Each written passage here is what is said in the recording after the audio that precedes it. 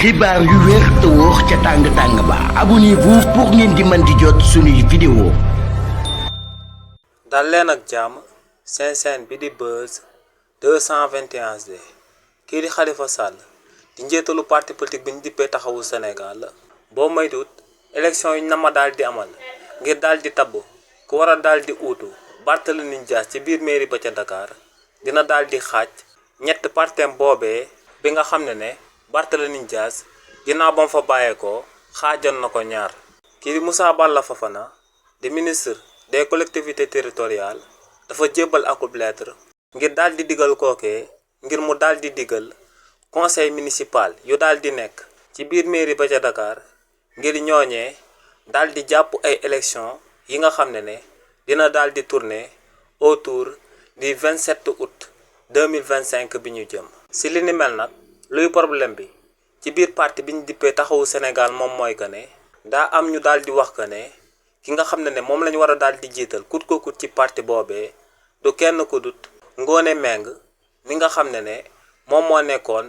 maire intérimaire bi nga xam ne moom moo uutu woon kookee di Barthélémy Dias ci biir mairie ba ca Dakar ginnaaw bañ ko fa jëlee ndax ñoom dañoo daal di jàpp que ne ci seen biir parti bi dafa am akub jurisprudence bu leen di may ñu daal di amal loolu te moom mooy que ne kii di Khalifa Sall en 2018 ginnaaw ba ko président Macky Sall jëlee woon ci biir mairie ba ca Dakar ki nga xam ne moom lañ fa tabboon du woon kenn ku dul Soham Wardini mi nga xam ne moom moo nekkoon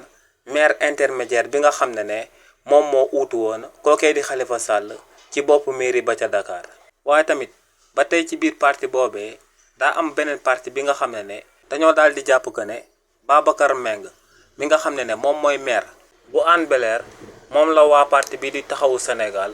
war a daal di jiital ndax moom moo am charisme bi moom moo am taxawaay bi moom moo am motaay bi nga xam ne moom la ñu war a daal di tabbu maire ci biir mairie ba ca Dakar ngir mu daal di représenter parti bi di taxawu Sénégal. si li ni mel nag kii di Khalifa Sall mi nga xam ne actuellement ci bitim réew la daal di nekk te di njiitalu parti boobee di taxawu Sénégal bu ñëwee dina daal di tomb daal di désigner ki nga xam ne moom moo war a daal di nekk véritablement maire bi nga xam ne moom la waa taxawu Sénégal di jiital. waaye nag ci mbir moomee question bi moom mooy ndax kookee di Khalifa Sall bu tabbee kenn ci diggante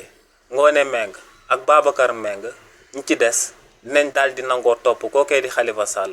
wala ndax dañ koy daal di won ginnaaw. xibaar yu wér te wóor ca tàng ba abonnez-vous pour ngeen di mën di jot suñuy vidéo.